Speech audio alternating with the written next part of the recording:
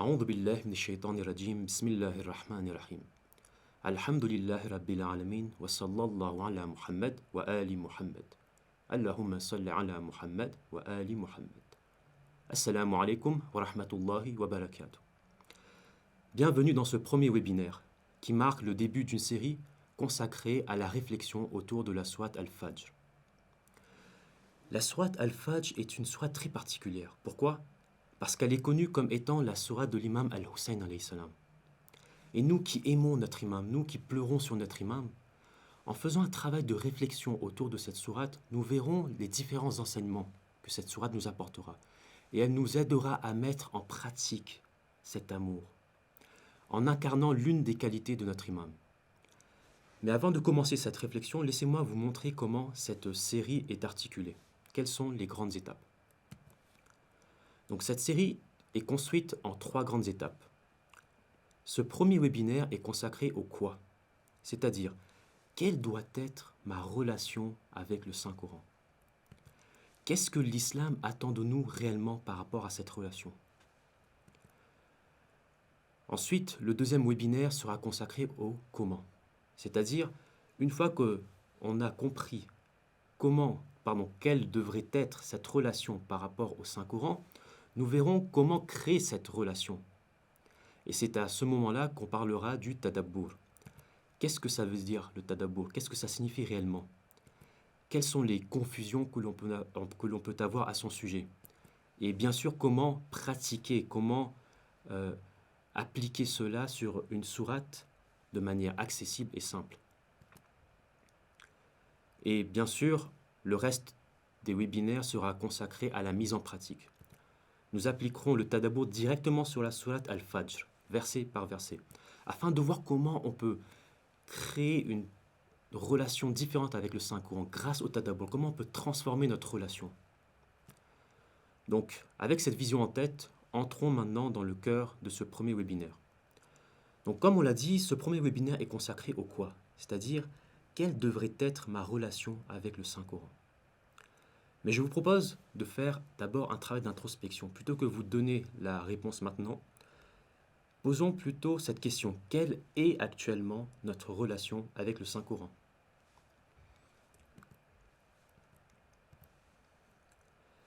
Pour certains, cette relation se limite au fait de l'avoir présent à la maison, posé sur une étagère, comme une protection contre un mal. Pour d'autres, le Coran est ouvert lors d'un décès. Pour d'autres encore, sa lecture se fait principalement durant le mois de Ramadan. Il y a aussi ceux qui lisent, qui écoutent le Saint-Coran régulièrement, dans le but d'avoir plus de thawab, plus de récompenses. Et enfin, nous avons ceux qui lisent dans le but de comprendre la parole divine. Une fois ce travail d'introspection fait, une fois que nous avons pris conscience quelle est notre relation aujourd'hui avec le Saint-Coran, une autre question se pose alors. Est-ce que cette relation que nous avons maintenant est suffisante ou non ?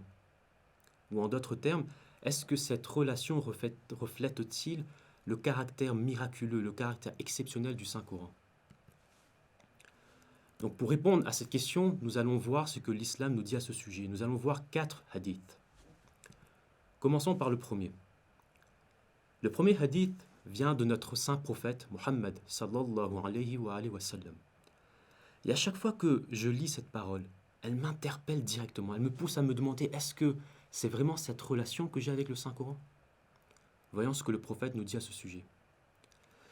فَإِذَا الْتَبَسَتْ عَلَيْكُمُ الْفِتَنُ Lorsque les épreuves deviennent confuses pour vous. كَقِطَعِ اللَّيْلِ الْمُظْلِمِ Comme des fragments d'une nuit obscure.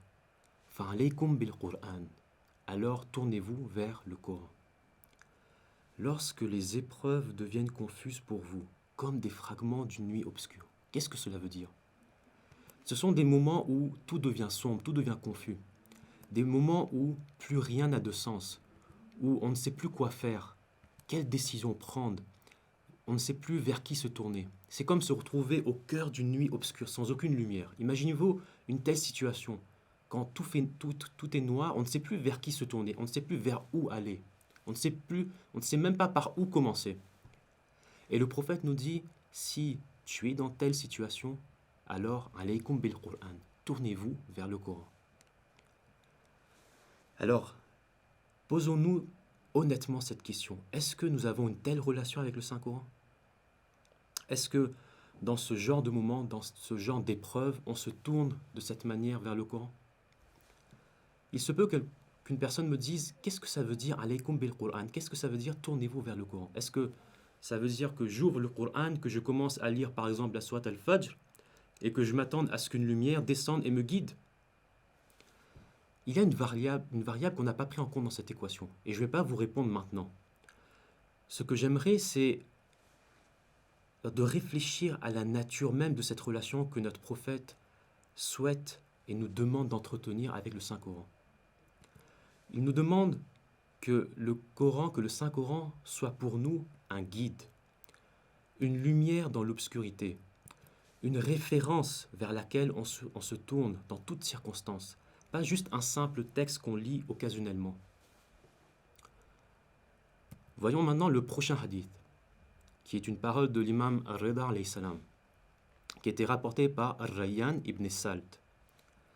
Ar-Rayyan ibn Salt va voir l'imam Ar-Rida alayhi salam et lui demande Ma taqulu fil Qur'an? Que peux-tu dire au sujet du Coran? L'imam alors répond Faqal, kalamullah, c'est la parole de Dieu. Pour comprendre la portée du hadith, laissez-moi vous donner un peu de contexte. La personne qui vient voir l'imam s'appelle Ar-Rayyan ibn Salt. Et ce n'est pas n'importe qui, c'est un compagnon de l'imam. Et c'est une personne connue comme étant un muhaddith. Un muhaddith, c'est pas juste quelqu'un qui rapporte des hadiths, c'est quelqu'un qui a une profonde compréhension de l'islam, quelqu'un qui connaît la science du hadith. Autrement dit, c'est quelqu'un qui sait déjà que le Saint-Coran est une parole de Dieu. Mais qu'est-ce que l'imam veut nous dire par là? Qu'est-ce qu'il veut dire à son compagnon? Laissez-moi vous donner une analogie. Imaginez-vous que dans votre vie, vous avez un modèle, quelqu'un que vous admirez, quelqu'un qui a réussi sur tous les aspects dans sa vie. Et imaginez que cette même personne vous écrive sur WhatsApp par exemple et vous dit que à tel moment, tel jour et telle heure, je vais t'envoyer un message pour te dire comment j'ai réussi. Je vais te révéler tous mes secrets. Le jour arrive, avec impatience, vous attendez ce message. Le message arrive, vous réceptionnez ce message, vous l'ouvrez, et supposons que ce message est dans une langue étrangère, une langue que vous ne connaissez pas, par exemple le russe. Donc, est-ce que vous allez faire cela? Vous allez ouvrir votre téléphone, vous allez lire ce message avec toute votre concentration. Une fois fini, vous allez fermer votre téléphone et vous dire « Alhamdulillah, je sais tous les secrets pour réussir ma vie ». Non. En tout cas, moi, la première chose que je ferai, c'est que je prendrai ce message et j'enverrai à 5 différentes IA pour avoir la traduction la plus précise possible. Donc, de la même manière, ce que notre imam veut dire, il nous dit « Oh mon compagnon, si tu veux savoir ce qu'est réellement le Coran, sache ceci, c'est la parole de Dieu. C'est ta lettre personnelle. Cette lettre vient de celui qui t'a créé, celui qui te connaît, celui qui est parfait. Et il veut te montrer comment atteindre le succès dans cette vie et dans l'au-delà. » Donc, par cette parole, par juste ces 2 premiers mots, « Kalamullah », la parole de Dieu, l'imam veut nous dire qu'il faut chercher à comprendre profondément la signification des paroles de Dieu. Parce que le Coran, le Saint-Coran contient tous les éléments essentiels pour notre réussite dans cette vie et dans l'au-delà. C'est une source de guidance. Donc à ce stade, c'est devenu beaucoup plus clair. Lorsque le saint prophète nous disait, lorsque tu te retrouves dans une telle situation, lorsque les épreuves deviennent confuses pour toi, alaykum bil Qur'an, tournez-vous vers le Coran. Ce qu'il a voulu nous dire par là, c'est lorsqu'on se trouve dans des épreuves, c'est de prendre le Coran, de faire un travail de réflexion, de chercher à comprendre le Coran, de chercher à accepter également la vérité et de l'appliquer dans notre vie. Donc la première réponse à la question quelle devrait être notre relation par rapport au Saint-Coran, c'est que nous devons considérer le Saint-Coran comme un guide, une source réelle de guidance dans notre vie. Comprendre ses enseignements, accepter la vérité et les mettre en pratique. Alors oui, le Saint-Coran nous expose les obligations, les interdictions, Et cela peut être vu en apparence comme des limitations. Mais en réalité, ce sont des instructions qui nous permettent de libérer notre nafs, notre âme. Mais il y a une deuxième partie que nous négligeons souvent. Le Saint-Coran nous donne également une vision correcte du monde qui nous entoure, une vision correcte du monde de l'au-delà. Et c'est d'ailleurs ce que nous verrons dans la sourate Al-Fajr. Il y a une deuxième relation que j'aimerais vous présenter, qui est le concept de ons, que nous verrons à travers les paroles des infaillibles. L'imam Sadiq alayhi salam nous dit Watalabtul ons, donc le ons. Watalabtul ons, j'ai cherché la sérénité. Le ons veut dire la sérénité. Et où est-ce qu'il l'a trouvé Fawajadtuhu fi qira'atil Qur'an. Et je l'ai trouvé dans la récitation du Coran. Et nous avons également une parole de l'imam Sajjad alayhi salam qui dit Walau mata man bayna al-mashriq wal-maghrib. Si tous ceux qui se trouvent entre l'Est et l'Ouest venaient à mourir, Lamastawhashtu ba'da an yakuna al-Qur'anu ma'i. Je ne ressentirai aucune solitude tant que le Coran serait avec moi. Donc comme vous l'avez remarqué dans le premier hadith, l'imam Sadiq alayhi salam utilise le mot al-uns. Talabtul uns. J'ai cherché la sérénité. Tandis que l'imam Sajjad alayhi salam nie son contraire.